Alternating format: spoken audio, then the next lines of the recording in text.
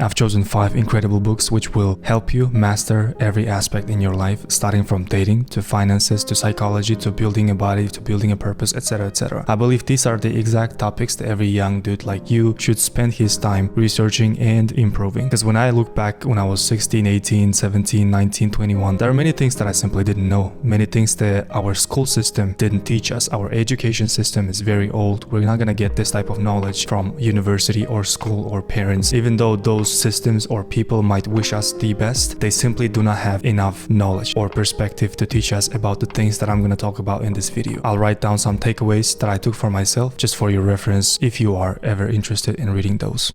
Book number 1 is gonna be The Game by Neil Strauss, Penetrating the Secret Society of Pickup Artists. And it's a memoir by Neil Strauss who goes from being a shy, socially awkward person to becoming kind of like the master of underground dating. He joins this community called Pickup Artists Community, finds himself a mentor whose name is Mystery, and he immerses himself into this world of psychological stuff, nothing unethical, but still trying to test the boundaries of how much you can go and improve your communication style, how much you can achieve just by interacting confidently, saying the right things at the right time with the right people. Now obviously as the book progresses, and even recently the author said he himself questioned the long-term durability of this type of lifestyle, and he struggled with finding a partner, settling down, making changes to his lifestyle. Nevertheless, there are many things that this book can teach you in your dating life to improve your communication, confidence, self-esteem, etc. etc. Now one of those is openers. Now this takeaway is pretty simple. Opener is a way to break the ice. Instead of pickup style cringe catchphrases, you use simple words or simple ways to open a conversation. And so what it does is it just makes you more comfortable before coming up to someone and talking. So if you see a beautiful girl, instead of being nervous and anxious, start it in a very non-threatening, friendly way so that it breaks the ice and makes the conversation smooth for both parties. And quite simply, you can say any random stuff like, what do you think about this place? Or you're just like, that guy's kind of weird, right? Etc. etc. You just like talk to each other. By the way, my name is this. What's your name? So this is kind of like a friendly and non-threatening way to start a conversation and to make the situation very comfortable and smooth. Book number 2 is gonna be Almanack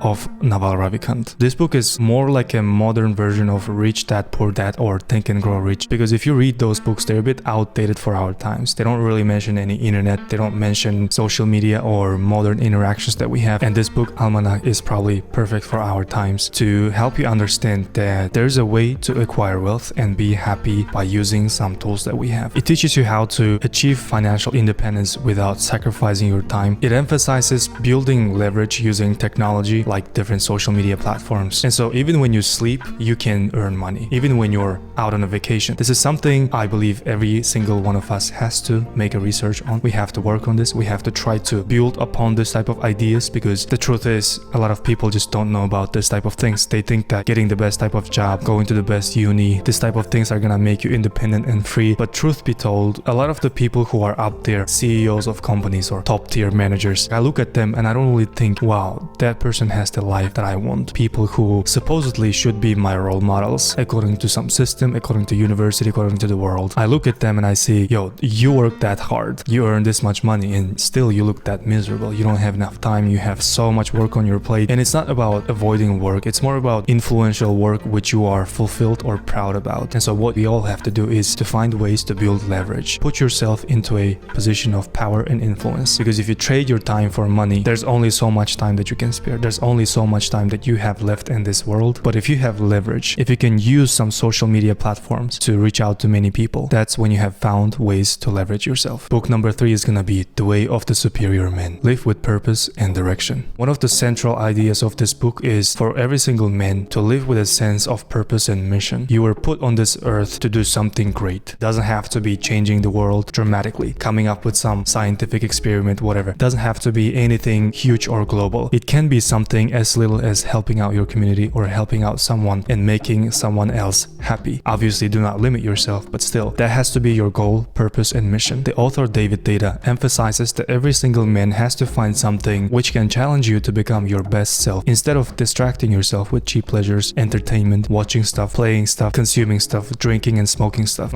This is cliche, but still, only when you're doing some influential, meaningful work, you're gonna be truly fulfilled with your self-worth. That's the only time when you're gonna be fully present in life. And so finding your purpose and mission is gonna be your main goal. You will gain a stronger sense of self. The biggest takeaway that I have from this book is always invest in yourself, in the product which is you, your body, your mental state, your growth, your skills, things that people cannot really take away from you. But obviously if you prioritize things of materialistic nature, not only do they not add any meaningful presence to your life, but also they take away space from you physically, mentally. You have to think about that. You have to physically put them in some space in your house. Those things are gonna drain your life energy. Book number 4 is gonna be Meditations by Marcus Aurelius. The man who was writing this stuff, he was a Roman emperor. He never intended these notes to be published. And so you get first-hand notes or memoirs from a person who ruled one of the biggest empires of human history. Control what you can, accept what you cannot. Marcus constantly reminds himself to only focus on things which he controls or he can directly influence and change. So everything which is in his power, his thoughts, his actions, his words, his intentions, while letting go of the things which are beyond his control, things that other people can do, like people in your council or your wife or your children, your citizens. You cannot control those people. You cannot control their thoughts, their words, intentions. He stresses that everything external has to be neutral for you. If someone says good stuff,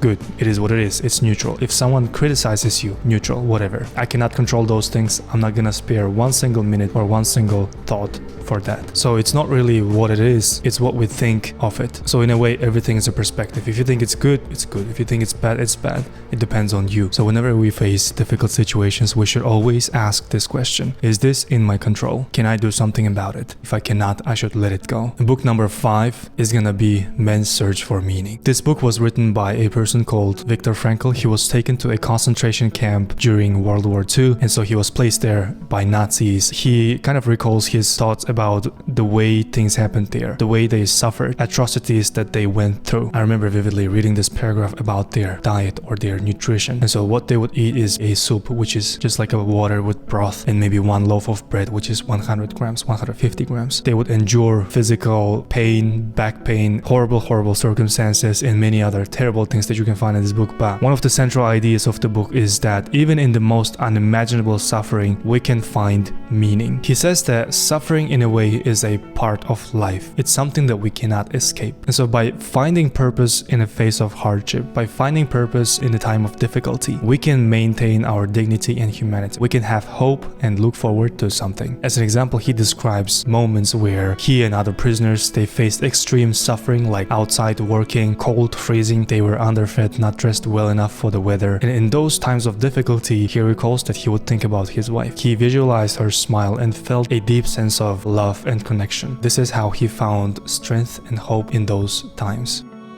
Finding purpose through responsibility. In the concentration camp, Viktor Frankl found purpose in helping his fellow prisoners. He also felt this responsibility to finish his lost manuscript. He was writing some memoirs and some part of that was lost. And so being alive and surviving that concentration camp and going back home to his family, to his work, where he could finish that story and share it with the world, would give him some sense of purpose and joy and fulfillment. That obligation to do something for the world, to share his story, made him go through this hardship and struggles with strength and helped him survive. But by having hope in our hearts, we can go through any type of difficulties and still be a human being. Thanks for watching, and I'll see you in the next video.